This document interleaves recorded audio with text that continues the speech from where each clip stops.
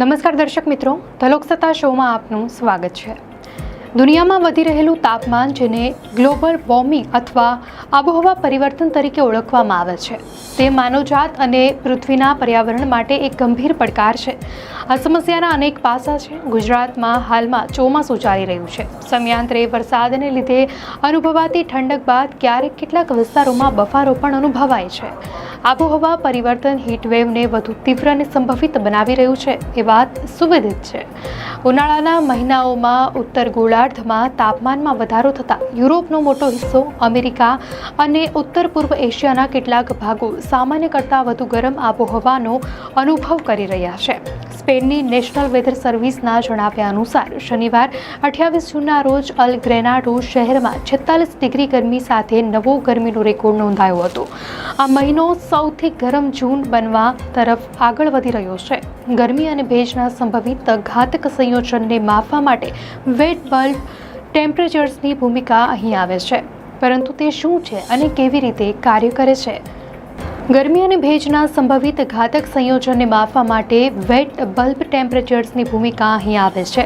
પરંતુ તે શું છે અને કેવી રીતે કાર્ય કરે છે? વેટ બલ્બ ટેમ્પરેચર એ એક મહત્વપૂર્ણ હવામાન માપન છે, જે હવાના તાપમાન અને તેમાં રહેલા ભેજ બંનેને ધ્યાનમાં લે છે। તે પરસેવા દ્વારા માનવ શરીરને કુદરતી રીતે કેટલી હદે ઠંડુ કરી શકાય છે તેનો એક સૂચક છે।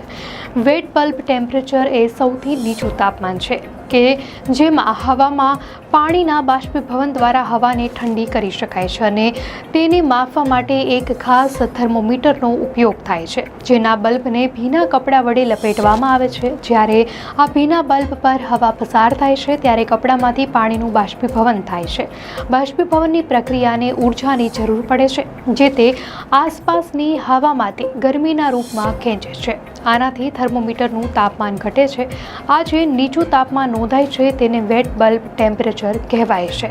પહેલાં ચર્ચા થઈ જેમ વેટ બલ્બ ટેમ્પરેચર સામાન્ય થર્મોમીટર રીડિંગ્સ કરતાં ઓછું હોય છે, અને તે વિશાળ પ્રદેશમાં ભાગ્યે જ 35 ડિગ્રી સેન્ટીગ્રેડ સુધી સતત રહ્યું હોય છે। અલબત્ત આવું કાયમ હોય તે જરૂરી નથી। ગ્લોબલ વોર્મિંગ એ પૃથ્વીના સરેરાશ વાતાવરણીય અને મહાસાગરીય તાપમાનમાં થઈ રહેલો લાંબા ગાળાનો અને ઝડપી વધારો છે। આ શબ્દ ખાસ કરીને 19મી સદીના મધ્યથી શરૂ થયેલી ઔદ્યોગિક ક્રાંતિ બાદ જોવા મળતા તાપમાનના વધારાનો નિર્દેશ કરે છે।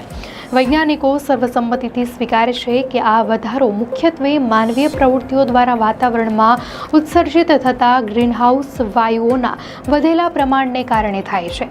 હવા જેટલી ગરમ હોય તેટલો વધુ ભેજ તે જાળવી શકે છે। તેથી વૈશ્વિક તાપમાન વધશે તેમ વધારે ભેજનો અનુભવ પણ થશે। તેના કારણે વેટ બલ્બ ટેમ્પરેચર્સ વધશે। અત્યારે પરિસ્થિતિ કેટલી ખરાબ છે અને શું ભવિષ્યમાં તે વધુ ખરાબ થશે? તો જવાબ છે, વૈશ્વિક ગરમીના મોજાના આવર્તનથી વૈજ્ઞાનિકો વધુ ચિંતિત છે। 2022માં મોટાભાગના દક્ષિણ એશિયામાં તીવ્ર ગરમીનો અનુભવ થયો હતો। ભારત અને પાકિસ્તાનમાં રેકોર્ડ બ્રેક તાપમાન નોંધાયું હતું। નવી દિલ્હીમાં તે 50 ડિગ્રી સેન્ટીગ્રેડની ટોચે પહોંચ્યું હતું।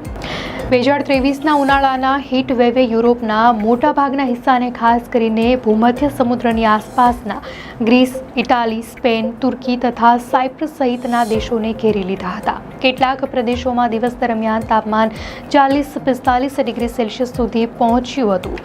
2024માં સરેરાશ વૈશ્વિક તાપમાન ઔદ્યોગિકીકરણ પહેલાના સમયગાળા કરતાં લગભગ 1.55 ડિગ્રી સેલ્સિયસ વધારે હતું, જેણે પાછલા વર્ષના 0.1 ડિગ્રી સેલ્સિયસના વધારાના રેકોર્ડને તોડી નાખ્યો હતો। સંયુક્ત રાષ્ટ્ર સંઘની વાતાવરણીય વિજ્ઞાન શાખા વર્લ્ડ મિટિયોરોલોજીકલ ઓર્ગેનાઇઝેશનના જણાવ્યા અનુસાર 2015થી 2024 સુધીના છેલ્લા 10 વર્ષે રેકોર્ડ પરના સૌથી ગરમ વર્ષ રહ્યા છે। 2024નું વર્ષ અત્યાર સુધીનું સૌથી ગરમ વર્ષ રહ્યું હતું। આ સિવાય સંયુક્ત રાષ્ટ્ર સંઘના મહામંત્રી એન્ટોનિયો ગુટેરેસે કહ્યું હતું કે 2024માં વધેલા તાપમાનને ધ્યાનમાં લઈને 2025માં આબોહવા સંબંધિત તાકીદના પગલાં લેવાની જરૂર છે। ગ્લોબલ વોર્મિંગ એક બહુઆયામી સમસ્યા છે કે જે માત્ર પર્યાવરણને જ નહીં પરંતુ અર્થતંત્ર, સમાજ અને માનવ સ્વાસ્થ્યને પણ અસર કરે છે. આના ગંભીર પરિણામોથી બચવા માટે કાર્બન ઉત્સર્જનમાં તાત્કાલિક અને મોટા પાયે ઘટાડો, રિન્યુએબલ ઉર્જા અપનાવી, વન નાબૂદી અટકાવી અને આબોહવા પરિવર્તનની અસરોને અનુકૂલન સાધવા જેવા પગલાં લેવા અત્યંત આવશ્યક છે. આ એક સામૂહિક વૈશ્વિક પ્રયાસની માંગ કરે છે. આબોહવાની સૌથી ખરાબ આપત્તિને ટાળવા માટે હજુ પણ સમય છે, પરંતુ તે અંગે પગલાં લેવા જરૂરી બન્યા છે. દર્શક મિત્રો, આ અંગે આપની શું પ્રતિક્રિયા છે અમને ચોક્કસથી કોમેન્ટમાં જણાવશો.